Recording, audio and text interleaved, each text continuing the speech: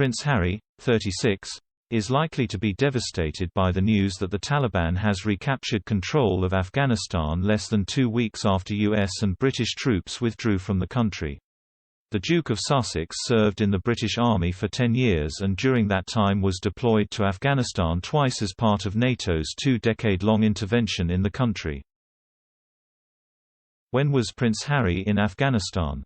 Harry was first deployed to Afghanistan in December 2007, but it was kept secret from the world's media. Speaking about his time there, he said, "1 minute you're in bed asleep, 6.5 minutes later you're speaking to someone on the ground being shot at."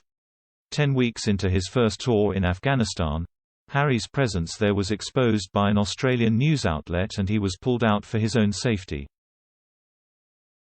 At the time, Clarence House issued a statement that read, "Prince Harry is very proud to serve his country on operations alongside his fellow soldiers and to do the job he has been trained for." But this didn't stop him from re-enrolling in the Army Air Corps and training to become a helicopter pilot so he could return to Helmand again. In 2012, he returned to Afghanistan, this time as a co-pilot gunner with the 662 Squadron, 3 Regiment Army Air Corps. His second tour lasted 20 weeks and he returned to the UK in January 2013. Harry is often thought to have been most at home in the Army and enjoyed the anonymity it afforded him. In 2013, he said, "My father's always trying to remind me about who I am, stuff like that, but it's very easy to forget about who I am when I am in the Army."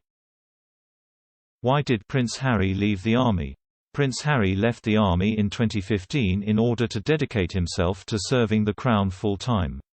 A statement from Buckingham Palace at the time read, "Prince Harry is to leave the armed forces in June after 10 years of full-time military service."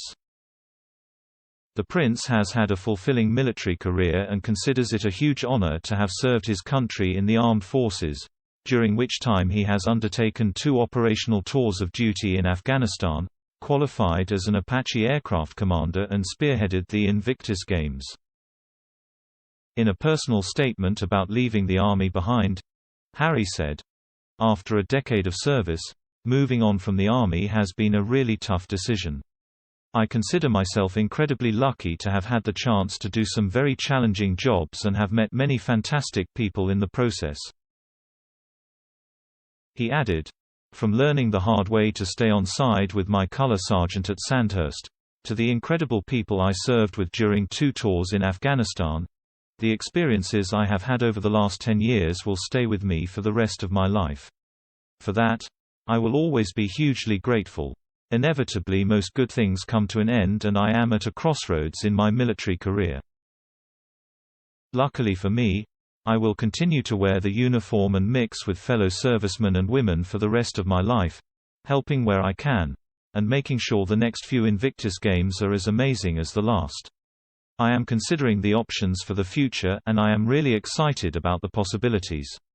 Spending time with the Australian Defence Force will be incredible and I know I will learn a lot." The Duke added, "I am also looking forward to coming back to London this summer to continue working at the Personnel Recovery Unit. So while I am finishing one part of my life, I am getting straight into a new chapter. I am really looking forward to it."